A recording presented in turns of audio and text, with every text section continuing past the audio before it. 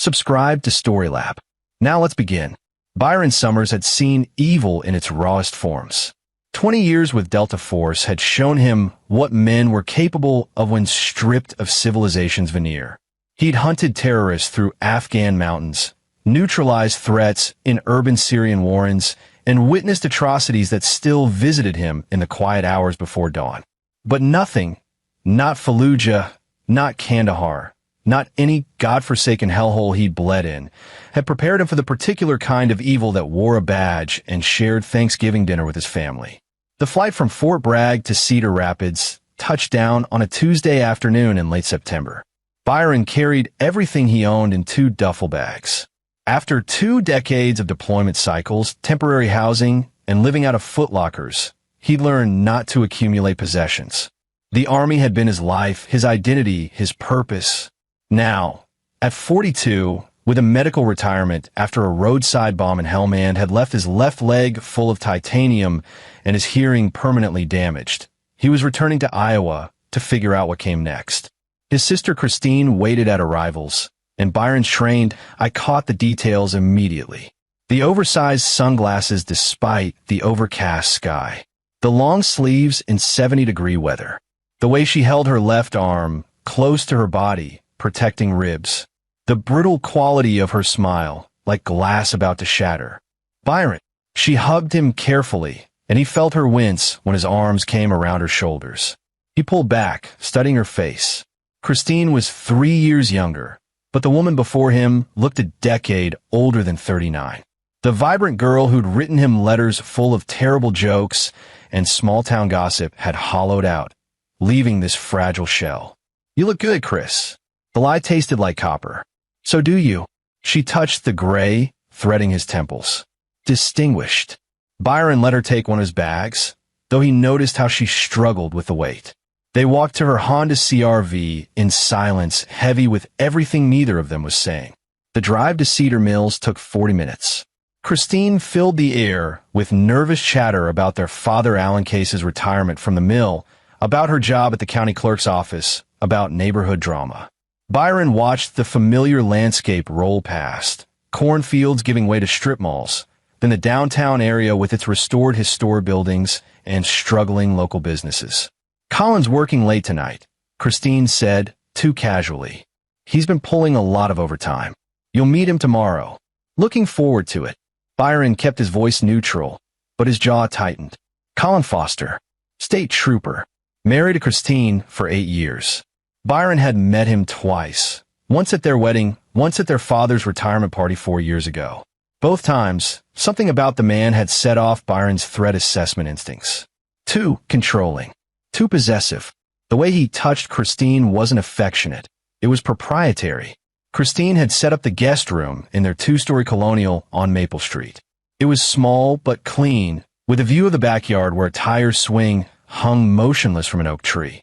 Byron noticed the master bedroom door at the end of the hall had a new deadbolt. On the outside. I'll let you get settled, Christine said.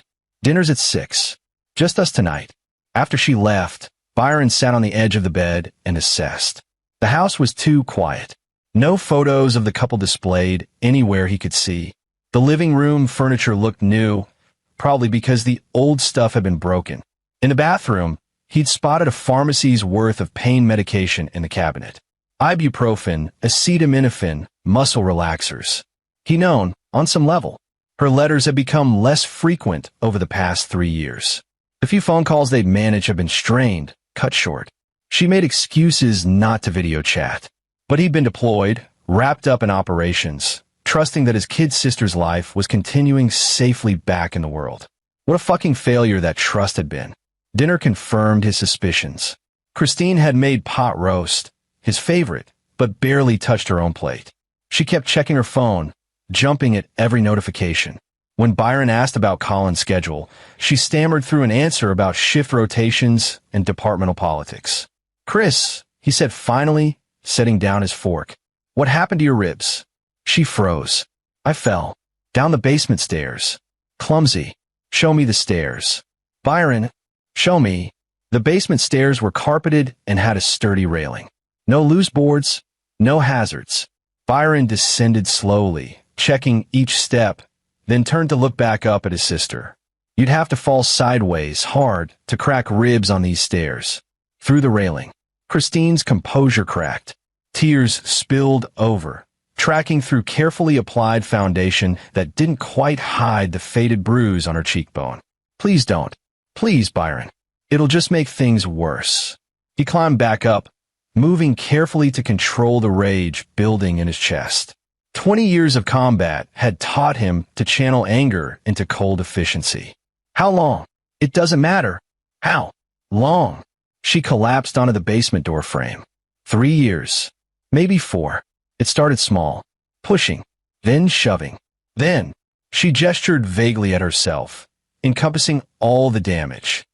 I called the police twice. They sent his colleagues. His friends. They wrote it up as domestic disturbance and told me I should try to be more understanding of the stress he's under. Byron's hands clenched into fists. What about Dad? He doesn't know. Collins, he's careful. Only where it doesn't show. He controls everything. The money, my phone, who I see. He put tracking software on my car. I can't leave, Byron. I tried once, 2 years ago. He found me at the Motel 6 in Iowa City within 3 hours. He dragged me back and... She touched her left arm, the one she'd been favoring. I had a fracture. He told the ER doctor I'd gotten drunk and fallen. They believed him. Where is he now? Route 30 patrol. He'll be home around 11. Christine grabbed his arm. Byron, promise me you won't do anything. Promise me. He's connected. The whole department protects him. If you make trouble, they'll find a way to hurt you. Byron had led raids on Taliban compounds. He'd infiltrated terror cells. He'd survived ambushes and mortar attacks in situations where the odds of walking out alive were single-digit percentages. The idea that he should fear a small-town state trooper and his corrupt friends would have been laughable if his sister wasn't genuinely terrified. I promise, he said, that I won't do anything tonight. The lie came easily. He'd learned deception as a tool of war. Sometimes you told people what they needed to hear to complete the mission. Christine relaxed slightly. Stay in your room when he gets home. Please, just for tonight. I need to prepare him for you being here. At 11:17 p.m., Byron heard the garage door open. Heavy footsteps through the kitchen. The refrigerator opening. A beer can cracking. Then Colin Foster's voice, loud and slurred. Christine, where the fuck is my dinner? Byron sat perfectly still on his bed in the dark, listening. Every instinct screamed to move, to intervene, but he'd given his word for tonight. So he listened as Christine apologized, explained she'd kept his plate warm, offered to heat it up. Listened as Colin berated her for something trivial. Listened as something, probably the plate, shattered against a wall. Clean that shit up, Colin growled. And get upstairs. Now. The deadbolt on the master bedroom clicked shut. Byron heard raised voices muffled by walls. A thump, a cry, quickly silenced. Then nothing. He spent the rest of the night planning. Morning arrived gray and cold. Byron was already awake, had been for hours, when Colin Foster emerged from the master bedroom at 6 a.m. Through his cracked door, Byron watched the man who'd been terrorizing his sister. Colin stood about 6'2", maybe 220, with the build of someone who'd been athletic once, but was starting to go soft around the middle. Buzz, cut, square jaw, the kind of face that probably inspired confidence in traffic stops. He wore his trooper uniform like armor, every detail precise. The gun on his hip sat in a well-worn holster. Byron waited until Colin left for work before emerging.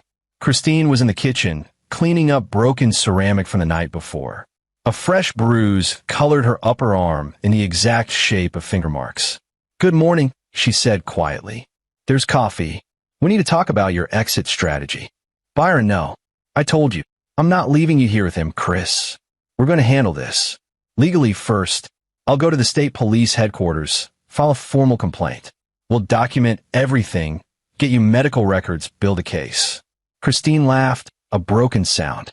You don't understand. Colin's not just any trooper. His uncle is Captain Jeffrey Adkins, runs the whole district. His cousin works in the prosecutor's office. His best friend is the county sheriff. This town belongs to them, Byron. The system doesn't work when the system is protecting the abuser. Then we'll go above them.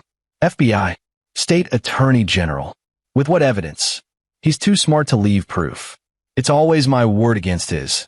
And he's a decorated officer with a spotless record.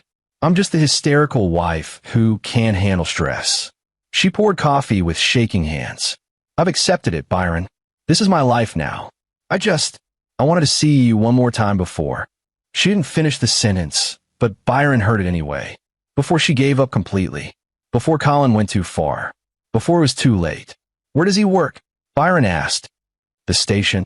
District 7, headquarters on Highway 20. Why? Because I'm going to pay him a visit. Christine went pale. Byron, no. Please. He'll kill you. Or worse, he'll have you arrested. Assaulting a police officer, threatening, they'll bury you. Byron smiled. And it was the same smile that had frightened enemy combatants in a dozen countries. Chris, I've dealt with warlords and terrorists. I've negotiated with people who wore necklaces made of human ears. Your husband is just another bully who's never faced real consequences. He finished his coffee.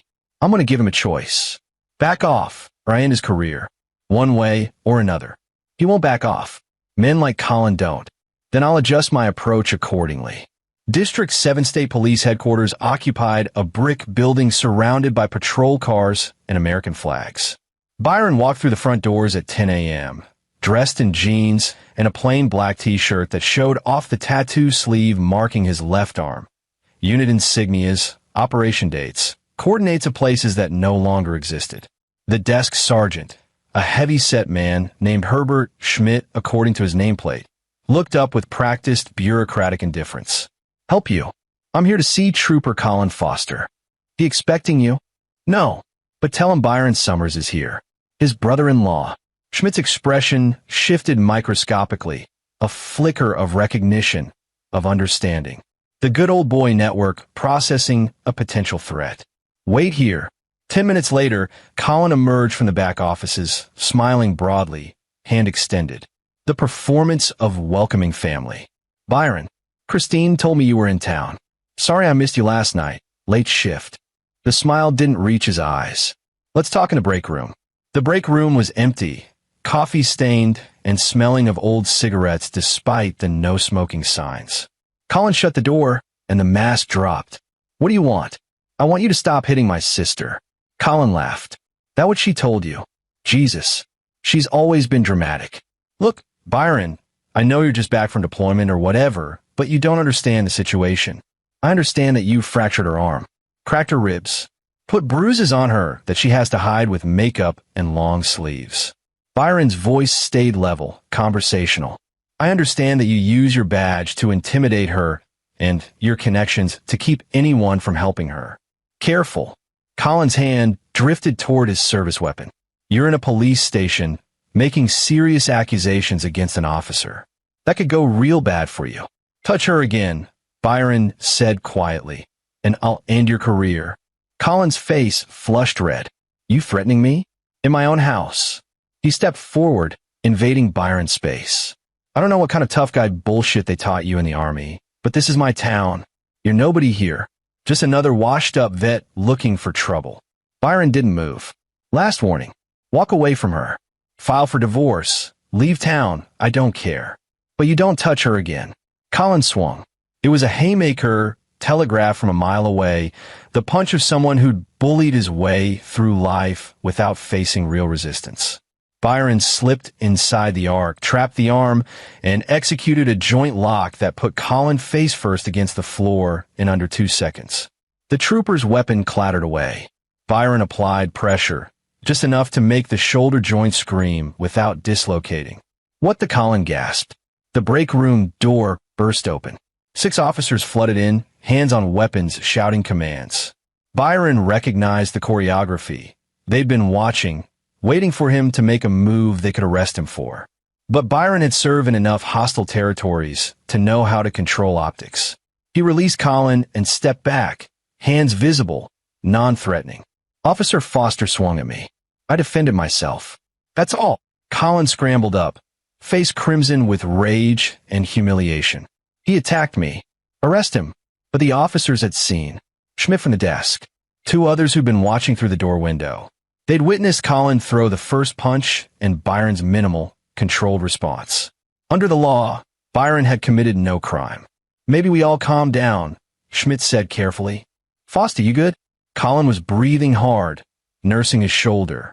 His eyes locked on Byron with pure hatred. "Yeah, I'm fine. Just get him out of here." Byron allowed himself to be escorted out, noting faces, badge numbers, the way these men formed ranks around Colin, protecting their own. It was exactly what Christine had described, a system corrupted from within. On the way out, he passed Captain Jeffrey Adkins, Colin's uncle. The resemblance was clear, same square jaw, same cold eyes. Adkins smiled slightly, a shark's expression. "Drive safe, Mr. Summers. Roads can be dangerous around here." The threat was unmistakable. Byron had just declared war, and the entire department was mobilizing against him. He walked to his rental car, slid behind the wheel, and allowed himself a tight smile. 8 seconds. That's how long the altercation had lasted. 8 seconds to prove to Colin Foster that his physical dominance meant nothing against someone with actual training. 8 seconds to demonstrate that the game had changed. But more importantly, those 8 seconds had revealed the truth. Colin and his corrupt department would never back down through official channels or reasonable warnings. They were too entrenched, too confident in their power, which meant Byron would have to take a different approach. The kind of approach Delta Force had taught him for handling enemies who operated outside civilized law. He started the car and drove back to Maple Street, already formulating his strategy. This wasn't over. It was just beginning. Christine met him at the door, phone in hand, face panicked. Colin called. He said you attacked him. Are you going to jail? That. I'm fine. He lied. Byron moved past her into the house. Pack a bag. You're leaving. I can't. He'll find me. He always finds me. Not this time. Byron pulled out his own phone, scrolled through contacts he hadn't used in years. Men he'd served with. Men who owed him favors. Men who knew how to disappear people when necessary. "I have a friend in Chicago who runs a women's shelter. High security. No electronic trail. You'll be safe there while I handle this." "Handle this how?" Byron met her eyes. "Do you trust me?" "Yes. Always." "Then don't ask questions you don't want answered."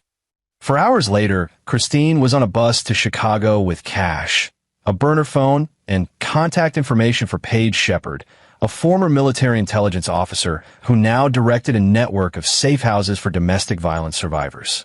Byron had called in every favor, leveraged every connection, to ensure Christine would vanish into a system that even a state trooper couldn't track.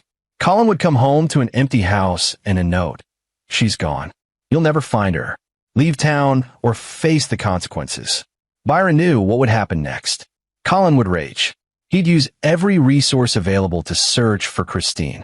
He'd pressure her father, her friends, anyone he thought might know. And when that failed, he'd turn his attention to Byron. Perfect. That's exactly what Byron wanted. Because you couldn't trap a predator unless you gave it prey. And Byron Summers had just made himself the most tempting target in Colin Foster's world.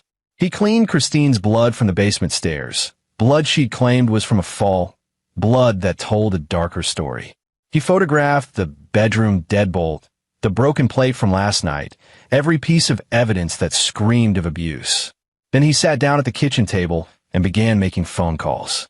First to an old Delta buddy named Elias Vance, now working as a private investigator in Des Moines. "I need deep background on a state trooper. Everything. His finances, his past, anyone he's ever hurt." Second to Alejandro Carroll, a lawyer he'd known in the service who specialized in civil rights cases. "I'm building a case against corrupt cops. You interested?" Third to Roland Mendoza, a journalist who'd embedded with their unit in Syria. "I've got a story for you. Police corruption, domestic violence, small town cover-up. Everything you love." By midnight, Byron had assembled a team. By morning, they'd begin the real work. Not just saving Christine, but destroying the system that had protected Colin Foster for so long. The war had started in that break room, with 8 seconds of violence. But Byron intended to fight a different kind of battle now. One fought with evidence, exposure, and the systematic dismantling of everything Colin held dear. Colin Foster thought his badge made him untouchable. Byron was about to teach him what Delta Force had taught him. Everyone has a weakness. You just had to find it and apply pressure until the target broke. And Byron Summers was very, very good at making targets break. The call came at 2 a.m. Byron's burner phone, different from his regular cell, vibrating on the nightstand. He answered on the second ring.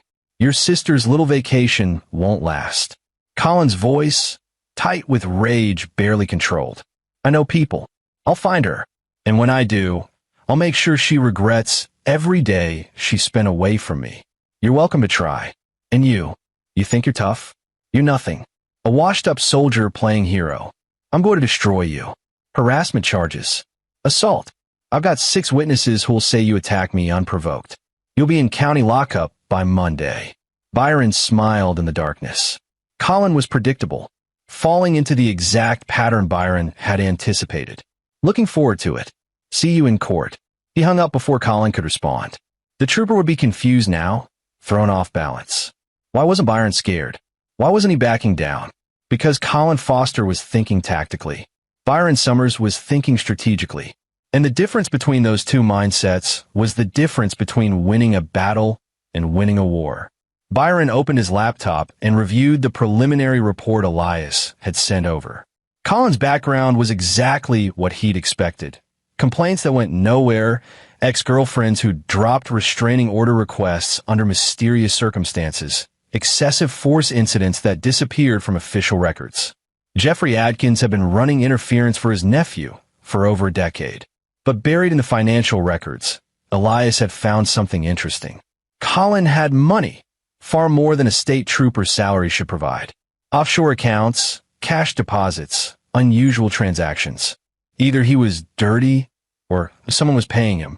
Byron forwarded the information to Alejandro Carroll with a note. Follow the money. I think we'll find more than just domestic abuse. The pieces were moving into position. Colin thought he was hunting Byron, but he was actually walking deeper into a carefully constructed trap. Every threat, every call, every move Colin made was being documented, recorded, analyzed. Byron checked his phone. A text from Paige Shepard. Case safe. Settled in. Says thank you. Relief flooded through him. Christine was out. Protected. Now he could focus entirely on the mission, taking down Colin Foster and everyone who'd enabled him. Morning arrived cold and bright. Byron drove to his father's house on the south side of town, a modest ranch style that Alan Case had paid off 30 years ago. The old man was in the garage, working on a restored '67 Mustang, when Byron pulled up. Alan straightened, wiping grease from his hands. At 71, he was still solid, still sharp. Byron, heard you had some excitement at the police station. Word travels fast. Small town. Colin called me. Said you attacked him, threatened him, kidnapped Christine. Byron studied his father's face. And what do you think? Alan was quiet for a long moment. I think I've suspected something was wrong for a couple years now. I think I ignored the signs because I didn't want to believe my daughter married a monster. His jaw tightened. Where is she? Safe. That's all you need to know. For your protection and hers. Colin won't let this go. He's got the whole department behind him. I know. I'm counting on it. Alan set down his wrench. Byron, I know what you did in the army. I know you're trained for this kind of thing. But these men fight dirty. They don't follow rules. Neither do I. They stood in silence. 2 men from different generations, united by love for a woman who'd been failed by every system meant to protect her. Finally, Alan spoke. What do you need from me? Testimony. When this goes to court, I need you to talk about what you've seen. The bruises Christine tried to hide. The way Colin controlled her. Everything. Done. What else? Stay out of it. Stay safe. Colin will try to use you against me. Don't give him leverage. Alan nodded slowly. You're going to war with him, aren't you? Really war? Yes. Good. That son of a bitch deserves whatever's coming. Byron spent the rest of the day gathering intelligence. He drove past Colin's house, noting the security cameras, the patrol car in the driveway, the neighbors who probably reported everything to the trooper. He visited Christine's office at the county clerk, spoke to her co-workers, Learn about the times Colin had shown up to surprise her with lunch that was really surveillance. He mapped the town's power structure, who owed whom, who feared whom, where the corruption ran deepest. By evening, he had a clear picture. Cedar Mills was a company town, and Colin Foster was company management. The police, the courts, even local media, all compromised. Taking down this system would require more than evidence. It would require breaking their confidence, exposing them to outside scrutiny, making them turn on each other. Byron returned to Christine's empty house as the sun set. He'd stayed here deliberately, occupying Colin's territory, refusing to be intimidated. Sure enough, at 8 p.m., a patrol car rolled past slowly. Then another at 9 p.m. By 10 p.m., they'd driven by 4 times. Harassment, intimidation, making sure Byron knew he was being watched. He stepped out onto the front porch, visible in the light, and waved at the next patrol car. The message was clear. I'm not hiding. I'm not scared. Come get me if you dare. The car accelerated away. Byron's burner phone buzzed. A message from Elias Vance. Found something big. Call me secure. He went inside, locked the doors, and dialed from a scrambled line. What VE you got? Colin Foster isn't just dirty. He's trafficking. Elias's voice was tight with controlled anger. I traced those offshore accounts. Money's coming from a shell corporation linked to a drug distribution network running through Iowa, Nebraska, and South Dakota. He's using his position to protect smuggling routes, warn dealers about raids, maybe even moving product himself. Byron felt ice settle in his chest. You're sure? I've got bank records, surveillance photos, intercepted communications. Yeah, I'm sure. Your brother-in-law isn't just a wife-beating piece of shit. He's a full-on criminal. Send everything to Alejandro. We're gonna need federal involvement for this. Already done. But Byron, be careful. If Colin's connected to these people, they've got resources. Money, muscle, political protection. This is bigger than you thought. Good. That means taking him down takes down the whole network. After hanging up, Byron sat in the darkness, processing this new information. He'd come here to save his sister from an abusive husband. Now he'd stumbled into something much larger, a web of corruption that extended far beyond Cedar Mills. But the fundamentals hadn't changed. Colin Foster was still the target, still the man who'd terrorized Christine, still the predator who needed to be stopped. The scope had just expanded. The stakes had just increased. And Byron Summers had just upgraded from a personal vendetta to a full-scale operation. Monday morning brought the expected knock on the door. 2 deputies, not state troopers, interestingly, stood on the porch with an arrest warrant. Byron read it carefully. Assault, threatening a police officer, stalking, complete fabrication, but expected. Mr. Summers, you need to come with us, the younger deputy said, nervous. He couldn't have been more than 25. Of course. Byron offered his wrist for cuffing. Should I call my lawyer? That's your right. At the county jail, Byron was processed, fingerprinted, photographed. Through it all, he remained calm, cooperative, polite. He knew how this worked. They were trying to intimidate him, make him feel helpless within the system they controlled. But Byron had been held in far worse facilities. Taliban prisons, black sites in countries without names. This county lockup was a day spa by comparison. Alejandro Carroll arrived within 2 hours, immaculate in a tailored suit, carrying a briefcase that probably cost more than the arresting deputies made in a month. Byron, let's get you out of here. The bail hearing was held that afternoon. Judge Velma Spears presiding, an older woman with iron gray hair and eyes that missed nothing. Byron recognized the look, someone who'd seen too much corruption and was sick of it. The prosecutor argued Byron was dangerous, violent, a threat to law enforcement. He should be held without bail. Alejandro demolished that argument in under 10 minutes. Your Honor, my client is a decorated veteran with 20 years of service, including multiple commendations for valor. He has no criminal record. The alleged assault occurred when he legally defended himself against Trooper Foster's attack, an attack witnessed by multiple officers who can verify my client was the victim, not the aggressor. This prosecution is transparently retaliatory, designed to silence my client after he reported ongoing domestic violence against his sister. Judge Spears looked over her reading glasses. Is there evidence of this domestic violence claim? Extensive evidence, Your Honor.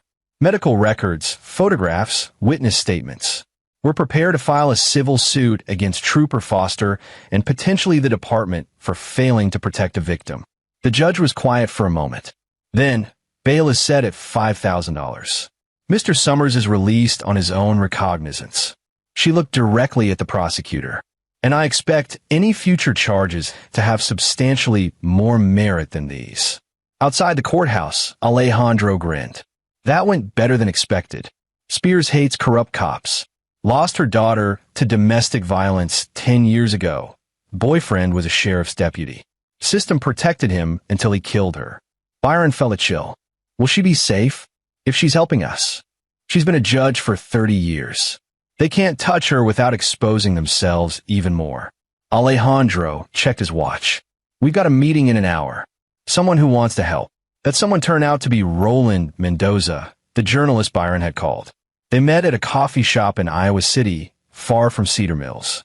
Roland was in his 50s now, gray-bearded, but still had the predatory curiosity that made him excellent at his job. I've been researching your story, Roland said, spreading documents across the table. Colin Foster, Jeffrey Adkins, the whole department. And I found connections. Other women.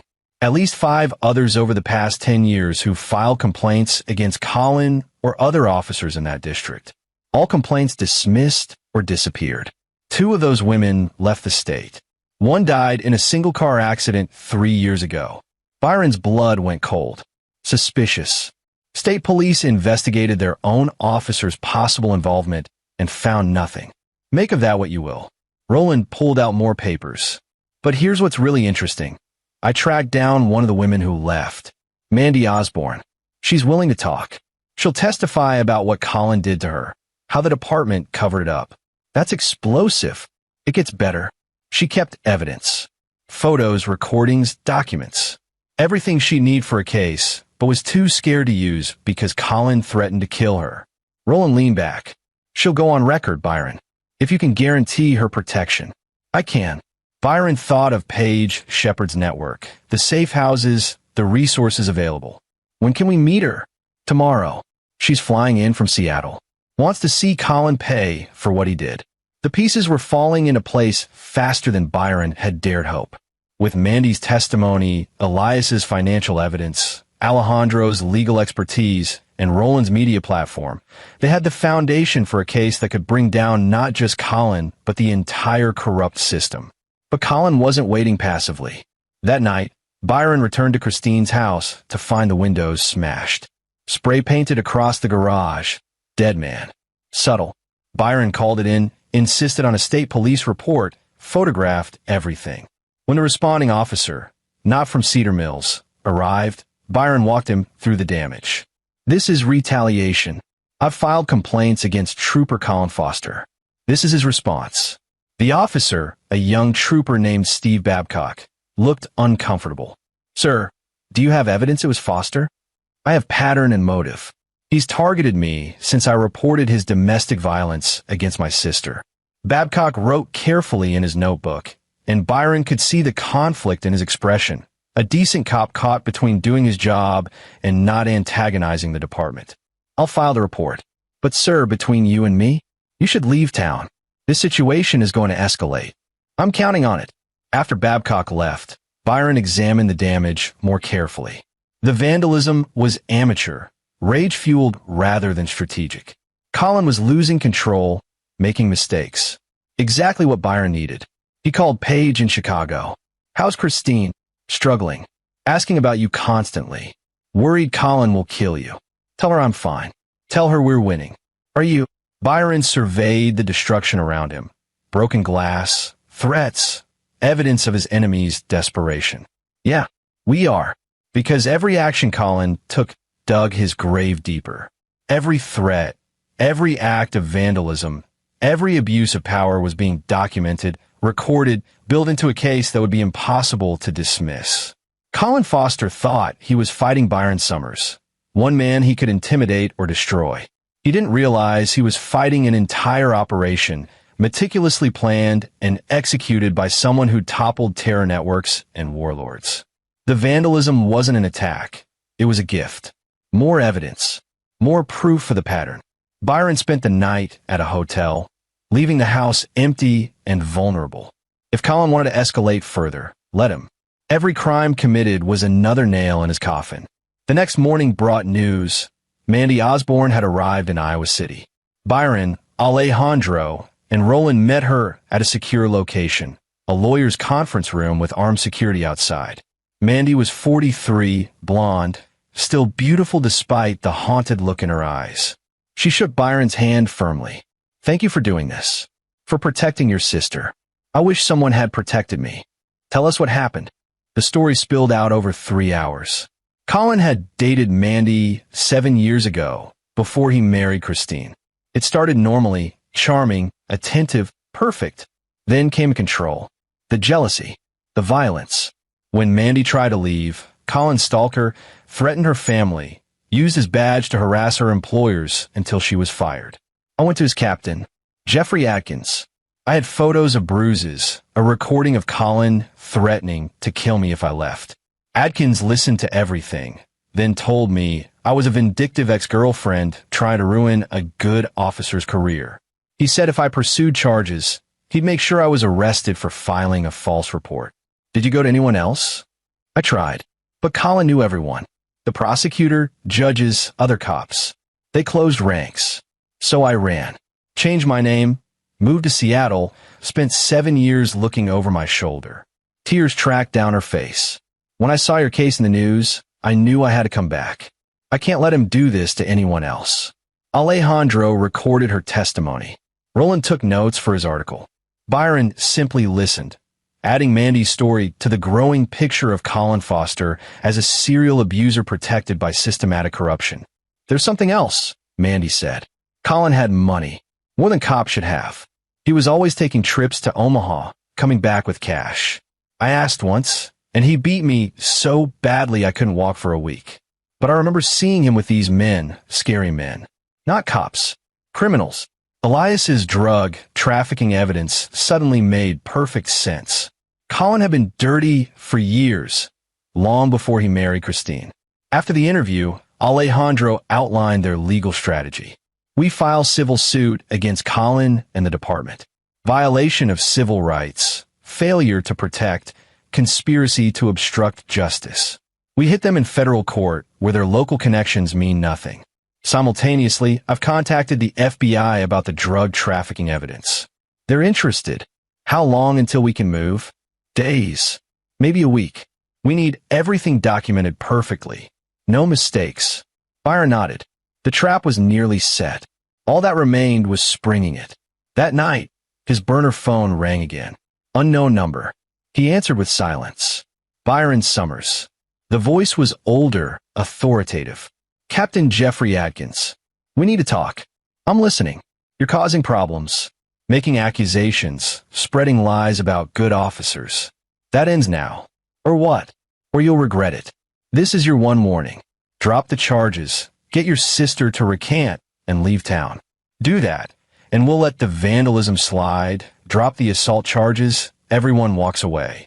Byron smiled. Atkins was offering a deal, which meant they were worried. And if I refuse, then you'll find out why most people who cross us end up either in jail or in the ground. Captain Atkins, I've been threatened by people who actually had the capability to follow through. Taliban commanders, Syrian warlords. You're a corrupt cop in a small town. You don't scare me. Silence on the line. Then, you just made the biggest mistake of your life. Click.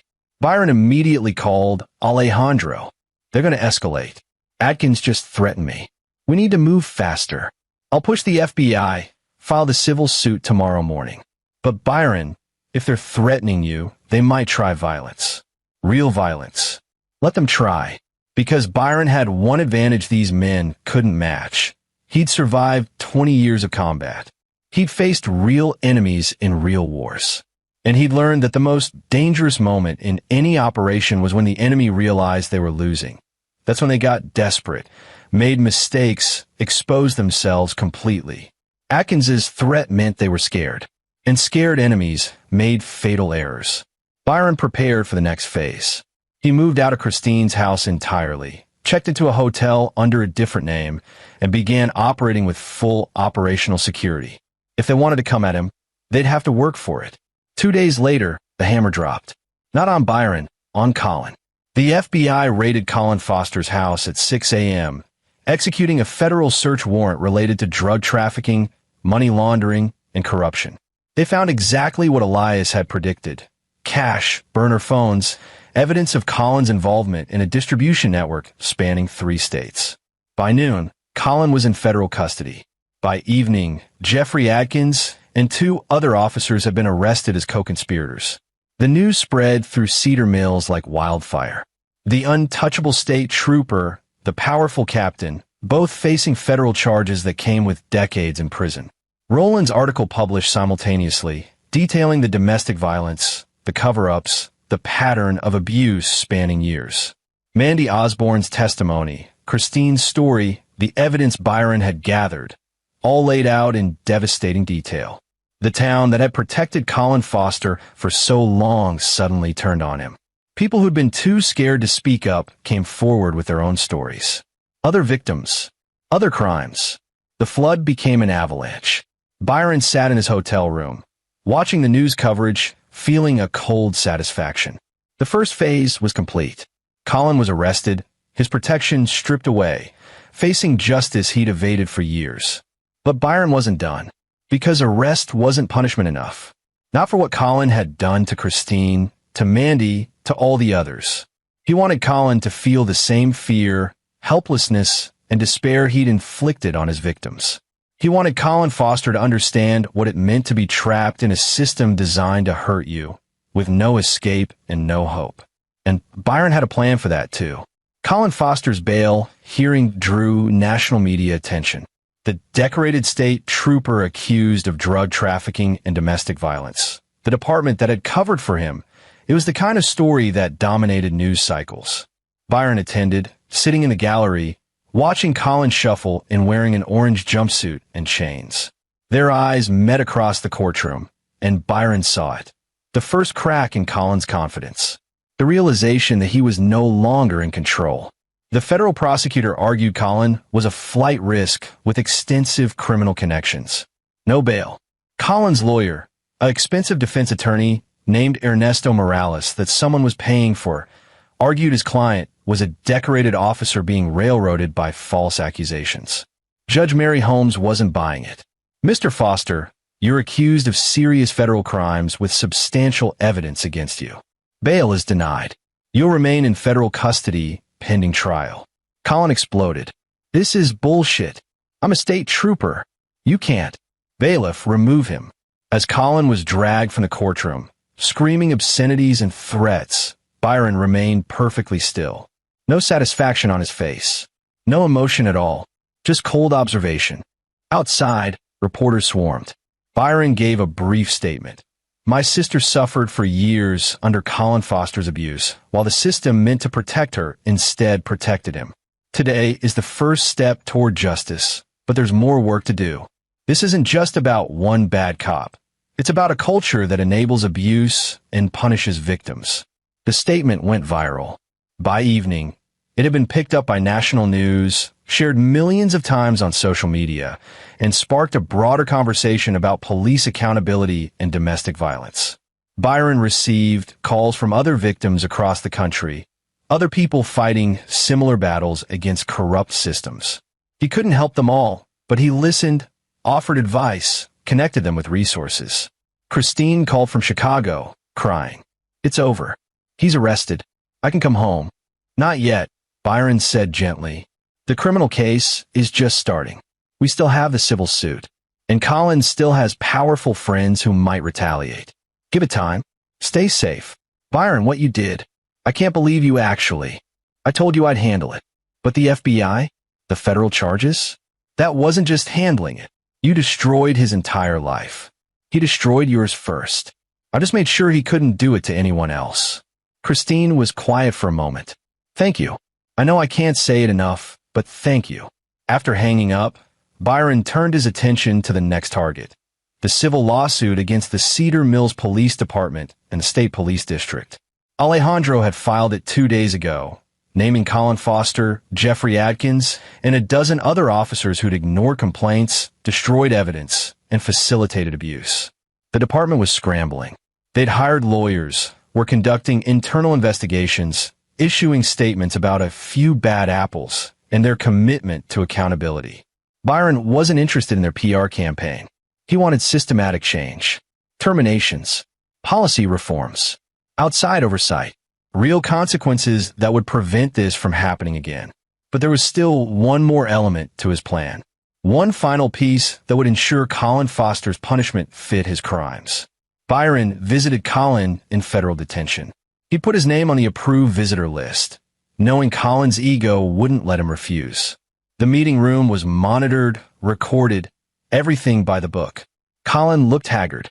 A week in custody had stripped away his confidence. The swagger was gone, replaced by barely contained desperation. "What do you want?" Colin's voice was rough. "To make you an offer. I'm not making deals with you. Not with me. With the prosecutors." Byron leaned forward. "You're facing 30 years minimum on the federal charges. Drug trafficking, money laundering, corruption.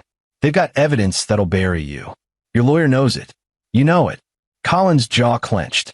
"Get to the point. Cooperate. Give up your suppliers, the distribution network, everyone involved.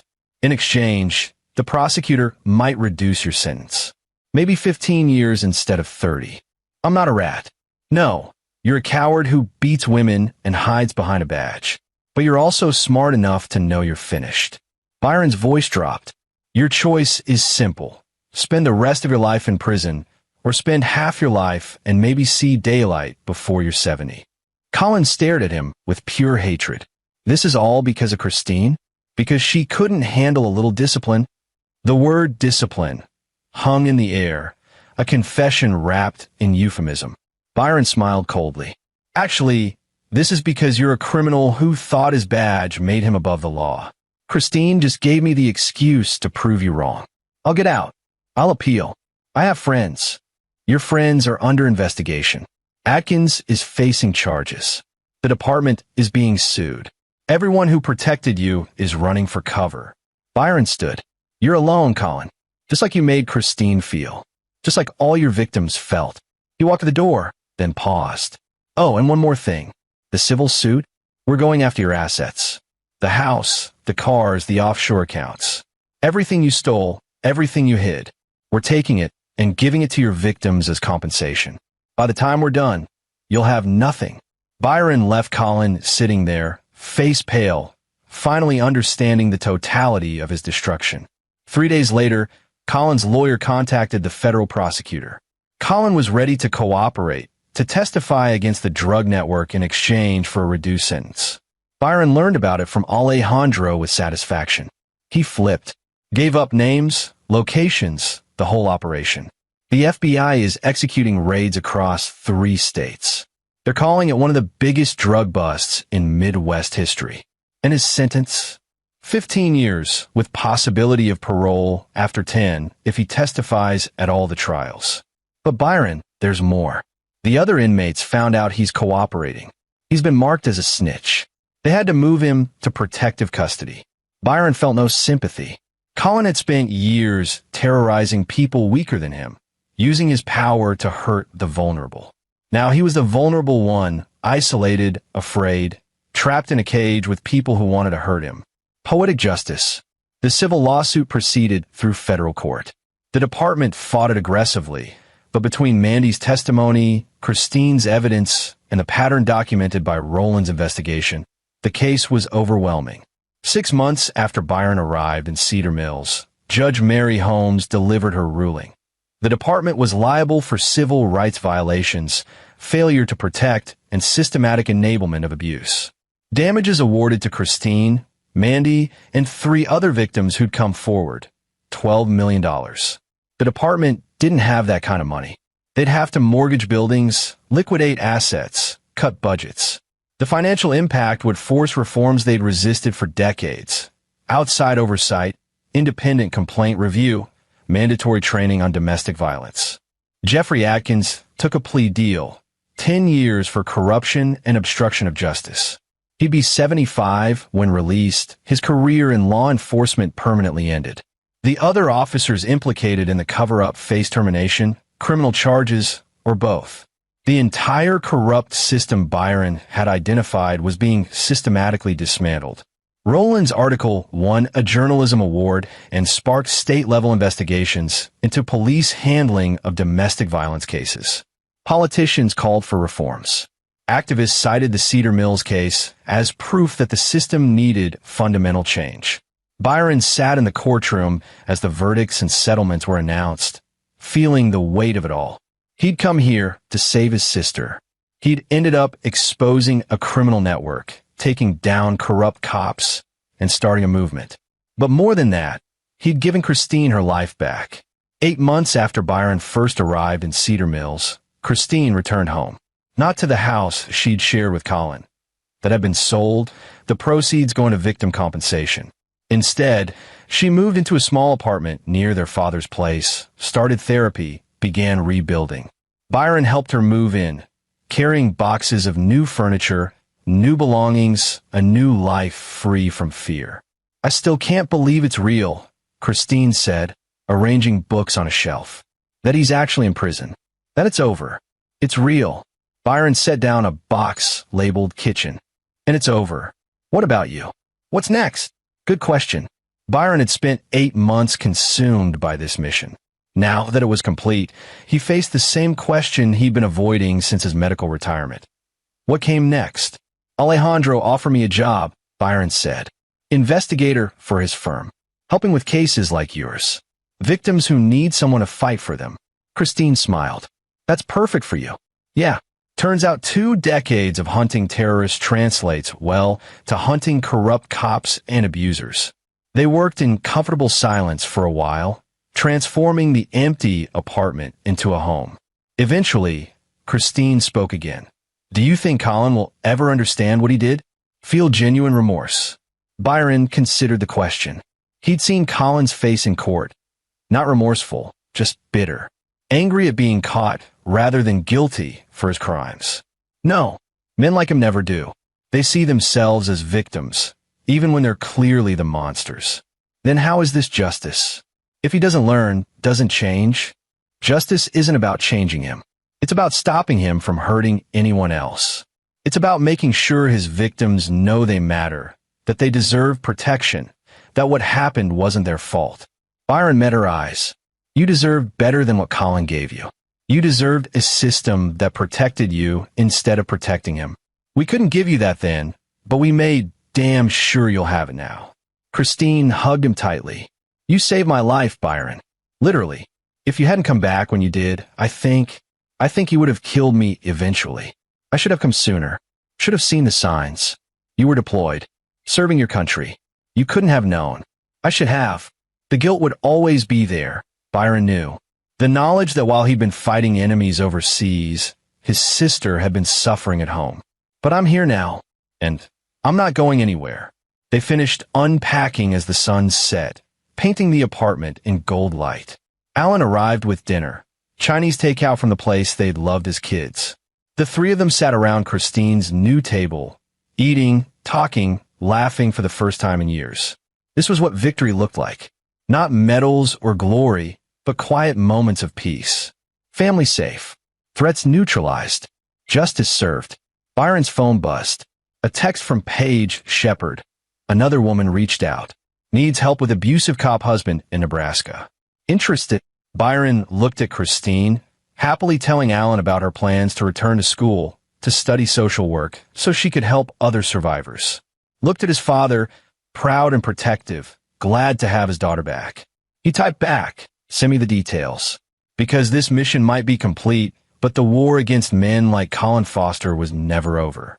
There would always be abusers hiding behind badges, systems protecting predators instead of victims, people who needed someone willing to fight for them. Byron Summers had found his new purpose. Not soldier, not retiree, but something in between. Hunter of those who preyed on the vulnerable. Champion of those the system had failed. And he was very, very good at it. 1 year later, Byron stood in a congressional hearing room in Washington, D.C. He'd been called to testify before a committee investigating police accountability and domestic violence response. The Cedar Mills case had become a touchstone, cited in policy debates and reform proposals across the country. Byron's systematic takedown of a corrupt department had proven that change was possible, that even entrenched systems could be dismantled. Mr. Summers, the committee chairman said, "Can you describe the obstacles you faced when trying to help your sister?" Byron leaned forward to the microphone, aware of the camera's recording, the reporters scribbling notes. The biggest obstacle wasn't Colin Foster. It was the system that enabled him. Every time my sister asked for help, she was turned away because the people meant to protect her were protecting her abuser instead. That's not a failure of one officer or one department. It's a systemic failure that happens across the country. He outlined the reforms that had worked in Cedar Mills: independent review boards, mandatory arrest policies in domestic violence cases, federal oversight of complaint handling. Real, concrete changes that made a difference. The testimony went on for hours. When it finished, Byron was approached by dozens of people, activists, advocates, other survivors. They thanked him, asked for advice, shared their own stories. One woman caught his attention. Amy Rose, mid-30s, nervous. "Mr. Summers? I'm from Texas. My ex-husband is a sheriff's deputy. He's been stalking me since I left him. I've reported it 12 times. Nothing happens. They say I'm being paranoid." Byron pulled out his card, official now, from Alejandro's firm. "Call this number. Ask for Elias Vance. Tell him I referred you. We'll help." Relief flooded her face. "Thank you. I didn't know where else to turn. That's what we're here for." This was the legacy of what happened in Cedar Mills. Not just one abuser imprisoned, but a network created to help others. A model that could be replicated, scaled, used to fight back against systems that failed the people they were meant to serve. Byron returned to Iowa that evening, to the office he now shared with Elias and 2 other investigators.